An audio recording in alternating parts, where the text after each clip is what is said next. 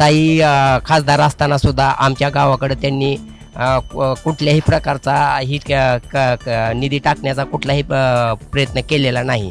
आणि आता वहिनी ज्या मतदारसंघातून खासदारकी लढवत आहेत, त्यामुळं अजितदादांच्या नेतृत्वाखाली असेल किंवा भरणे मामा असतील किंवा जिल्ह्याचे अध्यक्ष गारटकर दादा असतील, यांच्या म्हणण्यानुसार आम्ही सध्या ताईंच्या प्रचारात व्यस्त आहोत.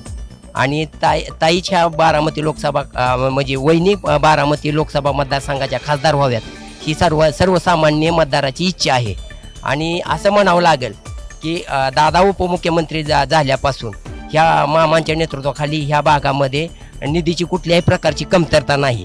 आणि आता सध्या लोकसभा बारामती विकासाची गती अजितदादांच्या हाती, म्हणून कुठलाही संकोच न करता गड्यालच बांधा हाती असं म्हणण्याची आता वेळ आलेली आहे. त्यामुळं वहिनी ह्या 100% ह्या भागाच्या खासदार झाल्याशिवाय राहणार नाहीत.